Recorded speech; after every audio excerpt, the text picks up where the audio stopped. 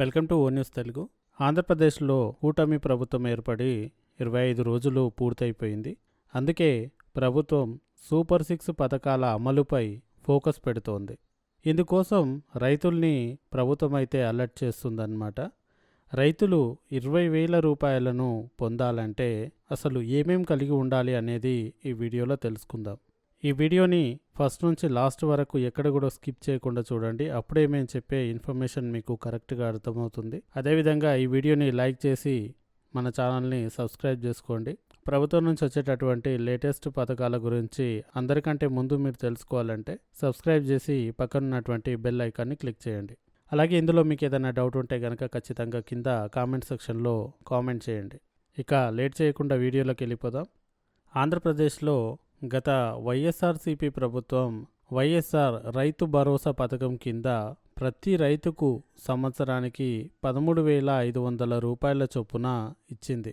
ఇందులో కేంద్రం పిఎం కిసాన్ కింద ఇచ్చేటటువంటి 6,000 రూపాయలు కూడా కలిపి ఉండేవి. అయితే ఏపీలో కొత్తగా అధికారంలోకి వచ్చిన టీడీపీ కూటమి ప్రభుత్వం ఈ పథకం పేరును అన్నదాత సుఖీభవ పథకంగా మార్చింది. దీని కింద ప్రతి రైతుకు సంవత్సరానికి 20,000 చొప్పున ఇస్తామని చెప్పింది. ఇందులో కేంద్ర ప్రభుత్వం పిఎం కిసాన్ పథకం కింద ఇచ్చేటటువంటి 6,000 రూపాయలు కూడా ఉంటాయి. అందువల్ల రాష్ట్ర ప్రభుత్వం సంవత్సరానికి ఎకరాకి 14,000 రూపాయల చొప్పున ఇస్తున్నట్టుగా మనకు అర్థమవుతుంది. ఈ పథకం అప్డేట్స్ ఏంటి అనేది మనం ఇప్పుడు తెలుసుకుందాం. ఆంధ్రప్రదేశ్ ప్రభుత్వం అన్నదాత సుఖీభవ స్కీమ్ కోసం ఒక పోర్టల్ను తయారు చేస్తున్నట్లు తెలుస్తోంది. ఈ కారణంగానే ఇదివరకు ఉండేటటువంటి వైఎస్ఆర్ రైతు భరోసా పోర్టల్ ఇప్పుడు పనిచేయడం లేదు. అందువల్ల త్వరలో కొత్త ప్రభుత్వం యొక్క కొత్త పోర్టల్ రాబోతుందని మనము అనుకోవచ్చు. అన్నదాత సుఖీభవ స్కీమ్ టీడీపీ చెప్పిన సూపర్ 6 పథకాల్లో ఇది కూడా ఒకటి. దీని కింద రైతులకు సంవత్సరానికి 3 విడతల్లో పెట్టుబడి సాయం అందిస్తామని సీఎం చంద్రబాబు నాయుడు తెలిపారు. 2 విడతల్లో 5,000 రూపాయల చొప్పున ఇచ్చి 3వ విడతలో 4,000 రూపాయల చొప్పున ఇచ్చేటటువంటి అవకాశం ఉంటుంది. అలా మొత్తంగా ఏపీ ప్రభుత్వం 14,000 రూపాయలు ఇస్తే కేంద్రం పిఎం కిసాన్ కింద 6,000 రూపాయలను 3 విడతల్లో అందిస్తుంది. అయితే ఈ అన్నదాత సుఖీభవ పథకం పొందేందుకు ఎవరైతే అర్హులు అనేది మనం ఇప్పుడు చూద్దాం.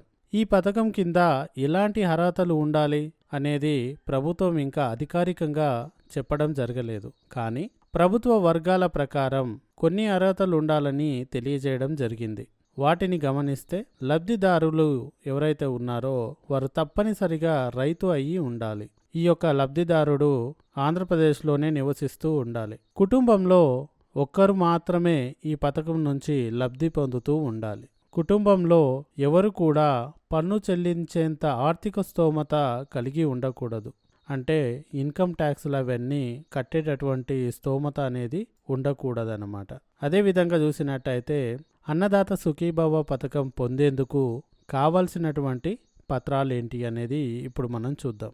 ప్రభుత్వ వర్గాల సమాచారం ప్రకారం అయితే ఈ పథకం పొందేందుకు లబ్ధిదారులు కొన్ని పత్రాలను కలిగి ఉండాల్సి ఉంటుంది.